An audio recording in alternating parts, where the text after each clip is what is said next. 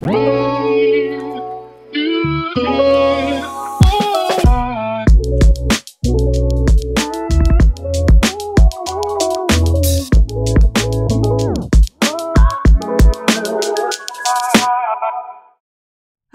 and welcome to Real Menopause Talk.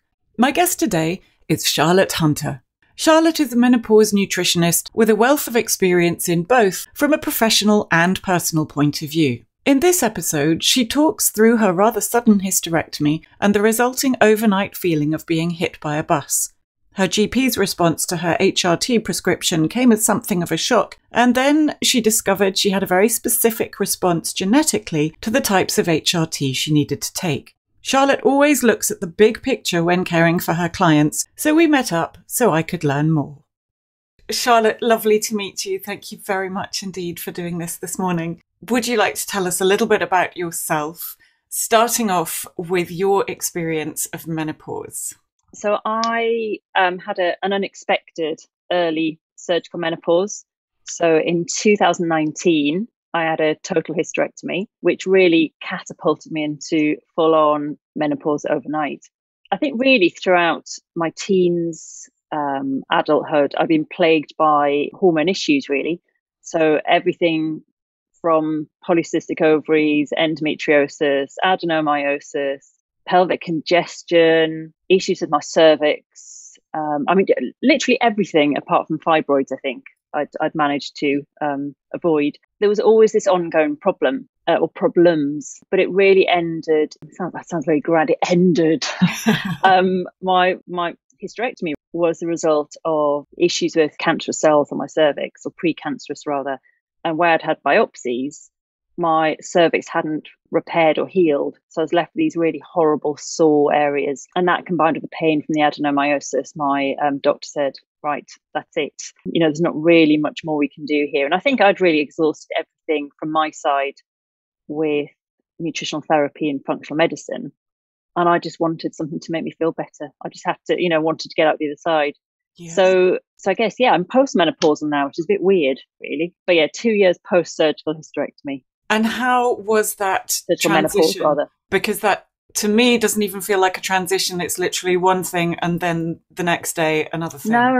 No, it wasn't. And I think, I'm often asked about, and in fact, one of your questions to me was think about the expectations and anticipation surrounding menopause and what were my thoughts. And, I have been asked this a lot. But I think, like periods, menopause is rarely talked about in any meaningful way. And, I often find myself talking about that stereotypical axe-wielding psycho-menopausal maniac woman having a hot flush and everyone going, keep away from the crazy woman. For me, I didn't really have any time to think about my own menopause. I mean, I was given the news that I was going to have a hysterectomy, and 2 weeks later, that was it. It was done. I'd had the operation. So there wasn't any preparation phase or time to think about it or philosophize over different things. And it was just, it happened. Gosh. And I think naively, even considering my background as a nutritional therapist, functional medicine practitioner, and all the experience I've got there, I just thought, I'll have my hysterectomy, it'll fix everything. And if I take my HRT, everything's going to be absolutely fine. Now I think, my God, what was I thinking? And I think my thoughts around menopause were actually quite positive in some ways, because I just thought it's just going to fix the problem. Whether they're benign or potentially malignant pathologies, all of that was going to just go away. And I think that was probably hope from my side that I could feel better. But I think if I can think about my thoughts on it, it's quite difficult. But I think panic is probably the only emotion I remember. And the night before the operation, I just completely lost the plot. And I was in bed almost having like panic attacks, thinking, oh gosh, what's going to happen? And I did like the whole kind of Googling the night before, which is the worst thing you can do. And anyone listening to this who's going to have a hysterectomy or any kind of operation, just don't Google the night before. Have a nice bath and get an early night. But instead, I spent hours the night before thinking, should I go ahead? What should I do? And I read everything from prolapses and nerve damage to paralysis, death, everything. I mean, the good thing was that the next morning I was so tired. I was really, really chilled out and kind of went to hospital and it was all fine. But even after the operation, I didn't really have any thoughts or emotions or expectations about menopause. I don't know. I think it was just because it was so quick. Mm-hmm. And being hit by a train. But I guess it was straight after that I think the problems really kicked in, because I think, I was started on HRT immediately. I was on quite a low dose, and I think I was more than anything amazed that 48 hours later, the hot flushes kicked in. My skin was red, sore, itchy, all of my face, my joints hurt, and my knees were so sore I could hardly even walk. It was just like, wow, how did this happen? It was just like being hit by a train overnight. So I think I'd gone from being quite sort of okay about it, apart from my bit of momentary mad panic. And then it was the physical side, I think, that took over more than the emotional side. That sounds like all or many of the hero symptoms all in one go at their most intense. So yes, you were being given HRT to help manage the symptoms. How did you cope from there? I think I was in an advantageous position because of my work. So I was already working with menopausal women, so I had experience working with them. So I'd read lots, researched lots. So from a professional point of view, I think I was, in a good position, because I'd already made the decision to niche in menopause by that point. I think I read every book that was gathering dust on my bookshelf. I just wanted to look at it in a very practical way. And I think also with that overlap with my work, I didn't want to become one of those, I can't think of a polite way to say it, but like a whinging menopause warrior. I didn't want to be one of those women that just post pictures online about their constant struggle and everything going badly and the world owes me something, but I happen to have gone through menopause a bit early. I didn't really want to be like that. And I'm not, it's not necessarily a bad thing. I think for some women that it's important to say it and express it and get support from their community or, whatever works for them. But for me, I thought that's going to take me backwards.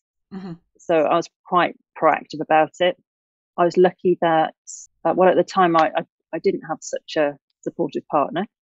His view was very much, my husband at the time. Well, actually, technically, he's still my husband, but that's another story. There wasn't a lot of sympathy, empathy, support at home. It was like, well, you've had the operation. Now you can just stop moaning all the time about being unwell and feeling unwell and making the rest of our lives miserable because you were always poorly. That was maybe it wasn't intentional, but that's certainly how it felt at the time. So I suppose how I've supported myself, it's probably more the psychological side of things. I think physically, yes, we can take the right supplements, we can eat the right diet, we can do all the right things and tick all the boxes. But I think a lot of it is how you personally perceive it. So acknowledging that my body is working differently, giving myself some slack, managing my own stress, giving yourself the opportunity to get better. I probably didn't do enough of that because I, had my operation, then I had to go back to work 2 months later, and it was just back to business as usual, which I think at the time I was employed by a company because I split my time doing far too many things probably. But it was just that expectation that life goes on. And I think that's where we don't quite get it right with menopause. I think I probably needed longer to physically heal. And I think there's that balance between the physical and the emotional healing process, I guess.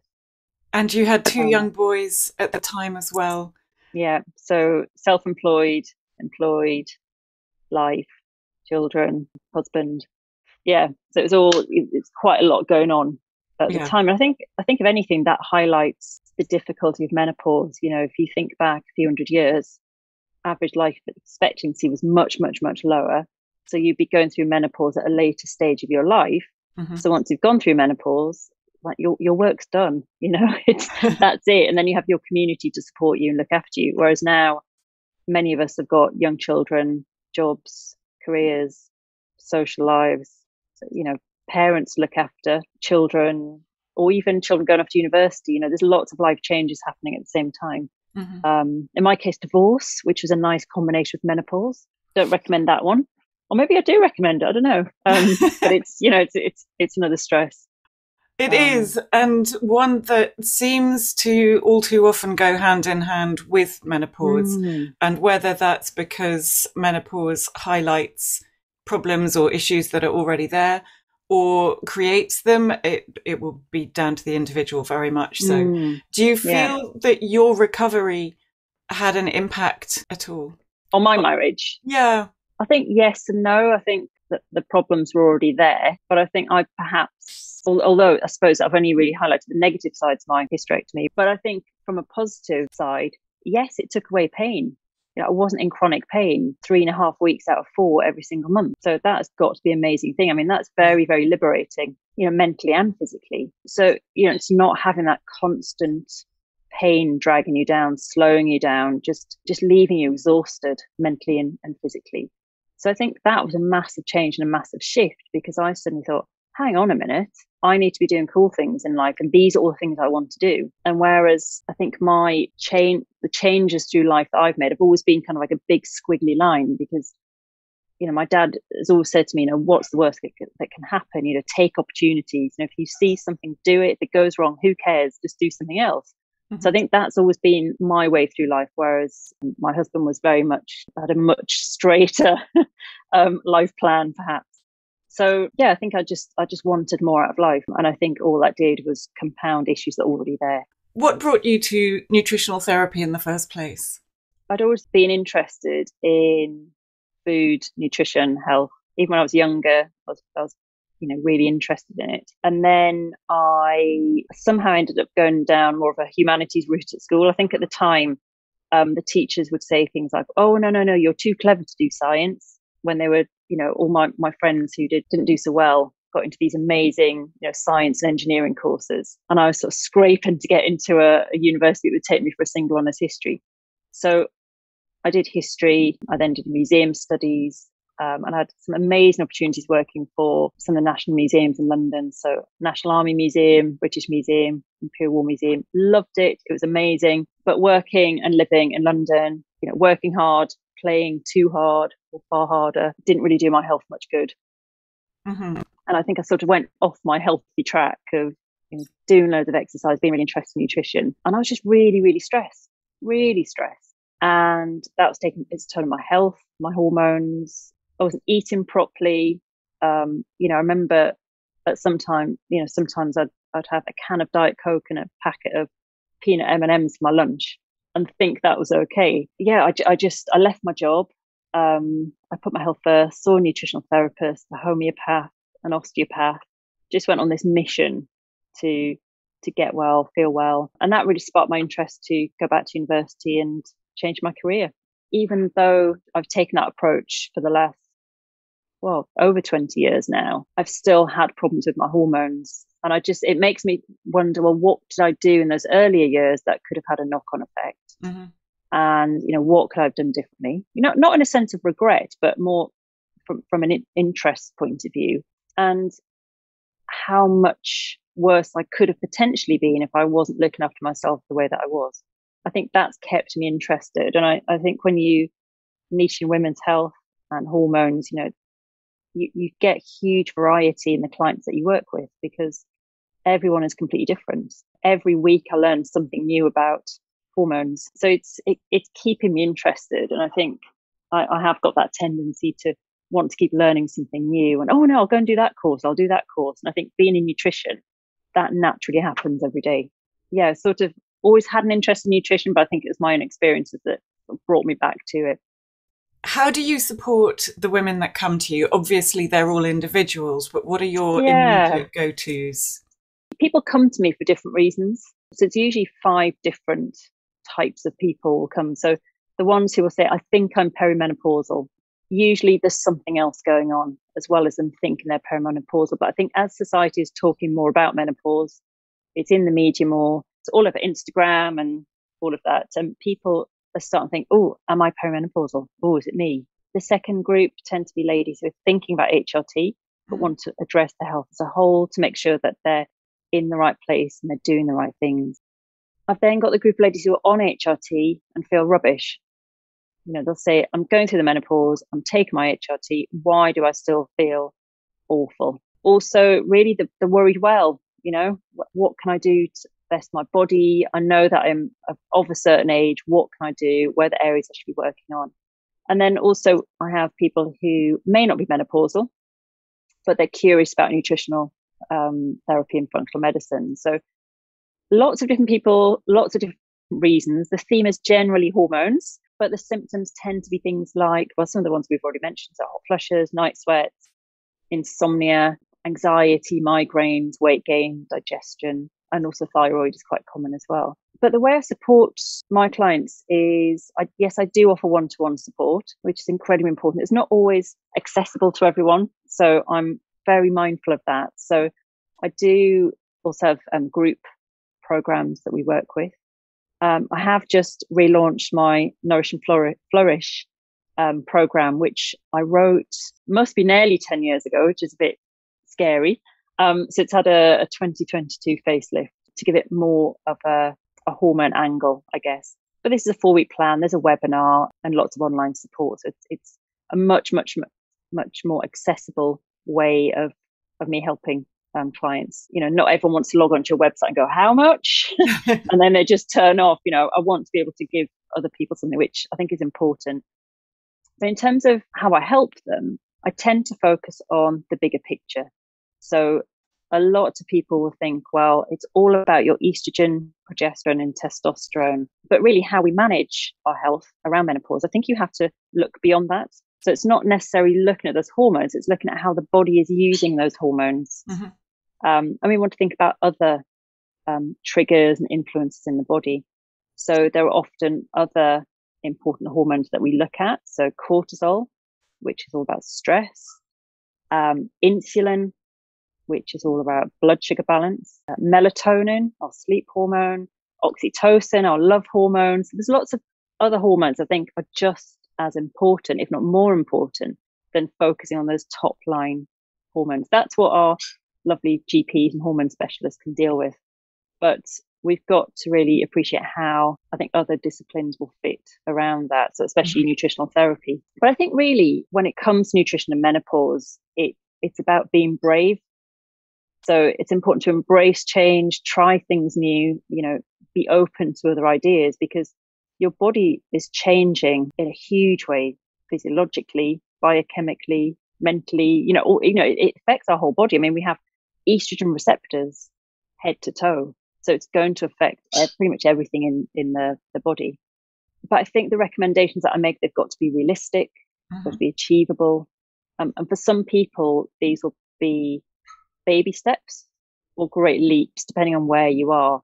And I think that's the beauty of functional medicine and the way I work. So I think, the 4 main areas that I tend to focus on in that big picture sense, which will then kind of connect to lots of other different areas, are inflammation, stress, insulin, and our genetics as well. So they're sort of the big areas that I look at, alongside also ensuring that someone is able to digest, absorb, and eliminate. If you can't access the nutrients from your diet, it doesn't matter how brilliant your diet is or how expensive the supplements you take are. If you're not able to digest them and absorb them, you're going to be in trouble. Mm-hmm. Also, if you're not putting out the trash every day, your hormones are going to be in trouble. And that's whether you're on HRT, off HRT, it doesn't really matter too much. I think it really is that big picture approach that works most effectively. And the way I work is really to send out a comprehensive questionnaire, look at a client's history, analyze their timeline. So we go all the way back to even when they were born to see if they were breastfed, what their birth was like, what their mum's pregnancy was like, all the way up to where they are now. Just so we can look for those connections and really start joining dots between their symptoms, experiences, and where they are now. Is there any one starting point that every woman should address? I think really everyone has to do some kind of menopause MOT, whoever that's with, whether it's a therapist you're working with or a nutritionist or an acupuncturist or, whatever thing you're doing. I mean, obviously I'm biased. So I think what I do is perfect for this, because we do look at the person as a whole. We look at them holistically and we work around that concept of root cause medicine. I think there's so much more to menopause than HRT or supplements. And I don't think that you can just breathe, meditate, or stretch your way through menopause. Obviously, that's all going to help, isn't it? But I think I'm really passionate about supporting cardiometabolic health in menopausal women. As we go through menopause, our risk factors for things like diabetes, heart disease, cardiovascular dysfunction all start to even out with men. And I think obviously this is a really massive, complicated area, but you can make simple changes like watching your sugars in your diet, not snacking too much, trying to focus on 3 meals a day, and perhaps an afternoon snack if you really need it. But thinking about blood sugar balance, which can have a great knock-on effect on your cardiac risk factors as well, metabolic syndrome, all those horrible things we don't want. Because one of the biggest complaints I get from many of my clients is belly fat, insulin resistance, diabetes, or worried about diabetes and their sugar levels. And I think working on your sugar levels will affect all of those other things I've mentioned. So sleep, energy levels, motivation, and even your mental health as well. The way that I advise my clients to eat to support their blood sugar and to ensure that they're not eating fast burning carbohydrates is to break down your meal into almost a checklist. So look at your plate and think, okay, have I got protein, a good source of protein? Have I got plenty of vegetables? Have I got some oil as part of my meal?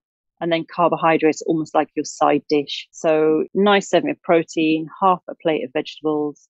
Make sure you've got some oil on that. So it could be avocado, it could be seeds, olive oil, a nice dressing, oily fish, also nuts. So it's making sure that you've got the oil there as well. And the combination of the protein and the oil will slow down any of the faster releasing carbohydrates. And I think that's just a sensible way of eating. There's nothing fancy, weird, unrealistic about it. And it reflects really the Mediterranean diet. And I think we should always be thinking about what we can eat, what we can eat more of, what we can enjoy more of, rather than thinking about the bad stuff we can't eat. Because if you're eating all the good stuff, there isn't enough room for the bad stuff.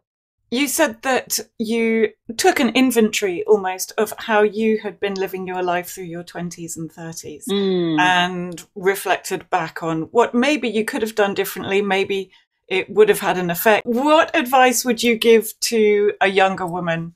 Again, it always comes back to blood sugar. I'm a bit like a broken record. I think it's being aware of your hormones, of your cycles. I think if anything, though, I think a lot of younger girls are a lot healthier than when I was in my teens and 20s. They don't seem to drink as much, or I don't know, I could be wrong, but, whenever any girls come to me, so look, when I say, so how much do you drink? I could drink, it's like it's a swear word.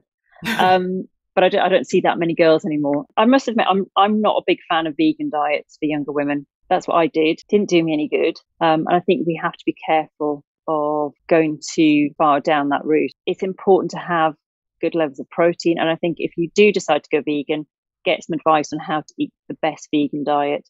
Don't just get a vegan cookbook and wing it. I think you really need to know what you're doing so that you're giving your body the right support. I think. And if anything, especially if your periods aren't quite right, don't just accept that that's just how they are for you. I think there's always something you could do. I think for younger girls as well, I think they're under huge amounts of stress and pressure. I think back, to when I was 16, there was no way I was anywhere near being a grown up. And even when I went to university, I was absolutely hopeless. But I don't think we had the same pressures or stress as a lot of girls are under now, or young people are under. So I think that's a big, big, big area. And I suppose mental health, the effects of lockdown, children who haven't been able to, not children, so young adults who haven't been able to do their exams and aren't getting the university experience that perhaps we had when we were younger. So I think that's a huge pressure. And we know how stress affects hormones as well. I think that's a huge pressure, and I think there's more to come that we're not fully aware of yet from the pandemic and lockdown. Yeah, so it's certainly something to be watchful of and see what happens.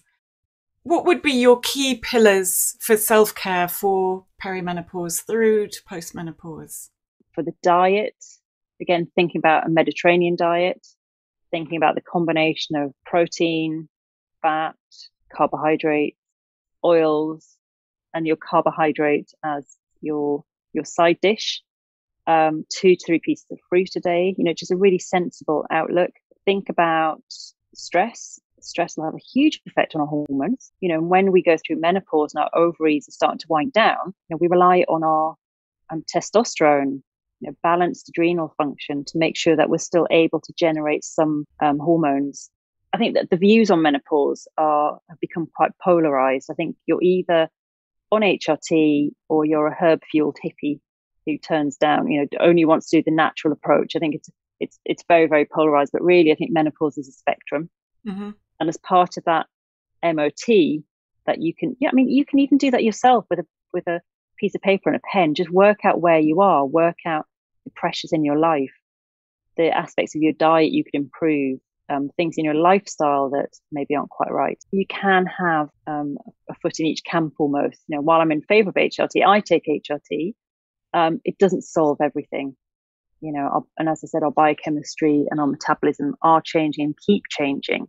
So again, it's thinking big picture, and then identifying the areas that you can work on. How would you like to change the perception of menopause, not just then within the HRT camp, non-HRT camp, to either bridge that gap or the wider world? How would you like to change it? Gosh, wow. I don't know.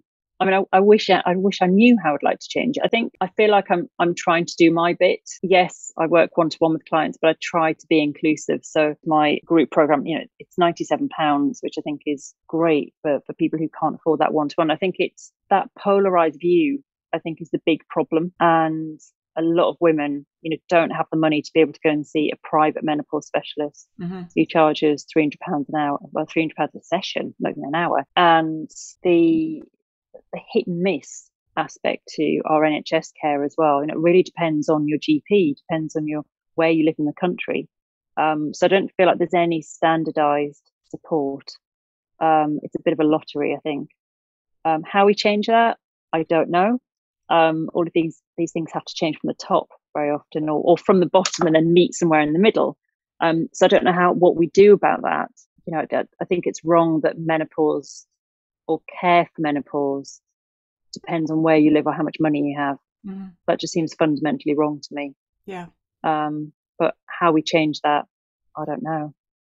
I've got an interesting story from my own experience. I was seeing a private doctor who gave me all my HRT prescriptions, and she said, now you can go to your GP and they will just keep you going on that. I went to my GP and they said, well, we can't give you all of this. It's far too much. We can only give you a bottle of estrogel a month, or you can have a packet of, I think it's 1 milligram tablets, or a patch. But you can't have all of this. And I definitely can't give you the testosterone. I said, oh, well, can you just give me what you will give me? And we're prepared to. And she said, well, no, because what you'll do is you'll just top it up from your private doctor. And we don't want to be liable if you get a blood clot and die. I thought, wow. So I said, well, we'll refer you to our menopause specialist at the practice. So I didn't get to speak to her, but I got a call from her secretary just echoing what had been said. So I said, so are you refusing to prescribe me HRT? And they said yes. So I had to go back to the private doctor. She was furious. And normally, private doctors are like, you sneeze and they want to charge you money for it. She said, no, I'm going to write to your GP. I'm going to write to the trust. This is ridiculous. Nothing changed as a result of that. But I just think, gosh, if I wasn't in a position to go back to the private doctor and say, I'm just going to have to pay for my prescription, potentially I could have been having a really, really miserable time. And if I think back to that time straight after my hysterectomy, I wouldn't be able to work. I wouldn't be able to leave the house. And how long would that go on for? Well, it could potentially be years before, things started to settle down. And then where would I be? So I think, it's bad, isn't it? But that is shocking. And straight after a hysterectomy, you're possibly feeling quite vulnerable anyway. On the one hand, I was trying to be, well, they've got their guidelines. There's not much I can do about it. But I suppose that's where the changing things from the top has to come in. Mm-hmm. I think things are improving, are changing. Even in the last 2 years, you can see that there's more information, it's more accessible. I think we do have slightly more of a voice than we did a few years ago, but I think there's still a long, long, long way to go. And we've just got to hope that things keep moving in a positive direction. My philosophy of menopause is big picture. Let's not just focus on estrogen, progesterone, and testosterone. Let's look at all the other hormones. Stress hormones are metabolic hormones. About your genetics, I had a real aha moment around my genetics because by studying my genetics, I realized a lot of things I think about my history of hormone problems, but also why I responded a bit haphazardly to the HRT. For example, I can't take the gels because they spike my estrogen too fast. And because of my genetic results, that's telling me that I've got a jumpy response to estrogen. So I'm going to feel the highs and lows much more profoundly than someone who doesn't have any issues on a particular set of genes, which is fascinating. Because I was getting those highs and lows from the gels because they're absorbed so quickly. And I tried the spray as well, and that was even worse. And that tied up to migraines, just feeling jittery, stressy, headachy. So that was a real sort of eye-opener for me. So I think there's lots more to consider than just simply the big three players of estrogen, progesterone, testosterone. We need to think about all the other hormones that are going on. And I think that really comes back to that idea of mapping out your own menopause blueprint, I guess. Where can people find you? So I'm actually getting a really lovely, snazzy new website called mymenopausenutritionist.com, which will be available soon. I keep saying soon. I just keep looking at my inbox and the jobs I have to do to make sure that happens. But in terms of my current website, it's charlottehunternutrition.co.uk. And any inquiries, go to hello@charlottehunternutrition.co.uk. And I'm fortunate enough to have a great team of nutritionists who work with me as well. We all specialise in menopause. But saying that, we get lots of inquiries from lots of women, not just menopause. I think women going through menopause still experience all the other global issues that everyone else does, whether it's digestion or skin problems or fatigue, autoimmune conditions. We've still got all that going on. I think we just happen to be in menopause. Terrific. I will put all of that into the show notes so people Lovely. Can access you. Oh, lovely talking to you. You too. Thank you very much indeed, Charlotte. Bye. Bye. You can find Charlotte currently at charlottehunternutrition.co.uk, and her website is well worth checking out. I will put her future website details and her contact details into the show notes. Subscribe to our newsletter on realmenopausetalk.com and follow us on the podcast apps. Thank you for listening. I look forward to seeing you in the next episode.